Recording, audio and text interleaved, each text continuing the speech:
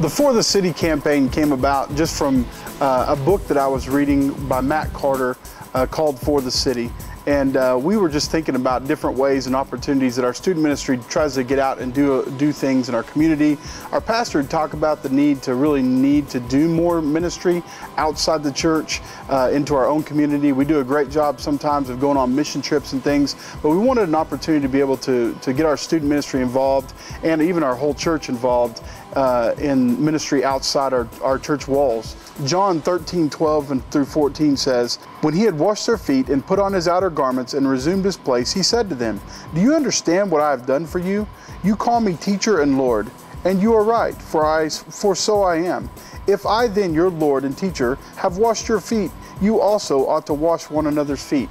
Christ is reminding the disciples that their call on life is to serve other people. That's what we want to see our students become a part of, be a part of. One of my favorite proverbs is Proverbs 11:25, where it says, "Whoever brings blessings will be enriched, and one who waters will himself be watered."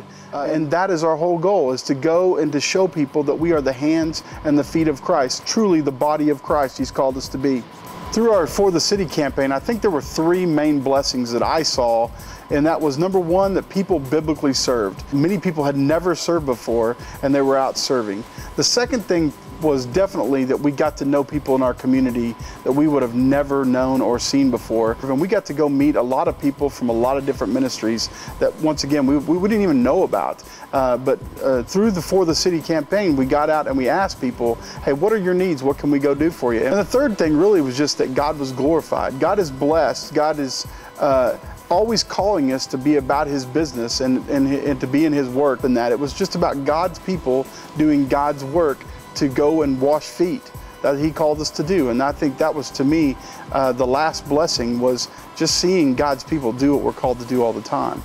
In our process of For the City, we had 5 tips that I want to give you, 5 things to really think about that we found very beneficial. Number one, what are your goals for working in the community? For us, it was about getting out, being a part of our community, finding ways that we could serve to be the hands and the feet of Christ. In the very end, we wanted them to get out of their cocoon and to really see the Lawton-Fort Sill community for what it really is. And it was a great opportunity to do that, and it happened. The second thing is, when you go out, you need to find opportunities to do service. And when I say that, what it means is I had to go out, and our workers had to go out door to door and find out, not door to door amongst our homes, door to door amongst businesses and ministries, and go directly. Like, we went to the food bank, we walked right in and we talked to the director and we said, what do you need? Because so many times we think, oh, this is what they need. They just need canned goods. They need volunteer hours. They need people to come down and invest hours and hours for us to come down and to sort food. We don't always know what they need until we get out and we ask those people, what do your ministries need? And it was amazing, because of our people within our church, we were able to branch out in ministries that I didn't even know existed and find out needs in the Lawton area that I didn't even know existed. But I got to talk to those people face to face and say, what do you need? So really, really look for the specific opportunities that they need, and not just what you perceive they need ahead of time.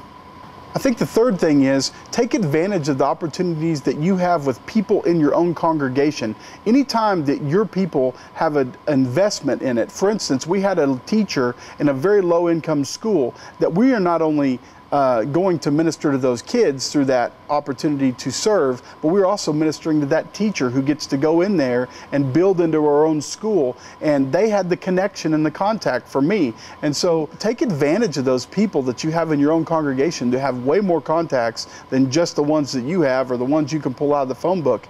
Really look for those people and listen for the needs in your own community, because a lot of those people are speaking needs all the time and we're just not listening. I think for me, the fourth thing is that we need to think big picture. So many times we think, oh, this is a good student ministry event, but in the very end, we need to connect students together with the church, the body of all ages. I think the coolest thing is when we did the For the City event, it started to be a student event. But what we saw was we expanded it and went church-wide, and eventually we ended up with just as many adults working over spring break for 3 days as we had students working. It was really cool because the students get to see people of all ages working hand in hand, side by side. Then it becomes not just a project, it's something. I saw my dad do missions, I saw my mom do missions, and it becomes more of a lifestyle. That is how, whenever all generations work together, not just our student ministry, that we see it grow. The fifth and final thing I want to say is you definitely need to celebrate what God did.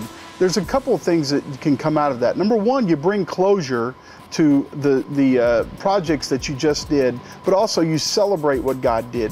And you can do that through a variety of ways. Some of the ways that we did that were we came in and obviously we sang some praise to God because this is why we did it. We had the opportunity to do that. One of the cool stories was one of the ladies that came and spoke at our rally, our celebration rally, was from a lady from the Battered Women's Shelter. You know, I did not get to work at the Battered Women's Shelter, but being able to hear that testimony, it was like I was there. Really, in closing, the thing I would like to challenge you more than anything to do is, I don't know if you want to call yours For the City or whatever you want to call it. In the very end, we need to connect our student ministries and our church to be involved in things in our community and see that there are great needs all around us every single day. Start small, work big, continue to see God do amazing things. Remember, God takes ordinary people and does extraordinary things with them. And that is throughout the whole Bible we see that. He can do that today if we just allow Him to.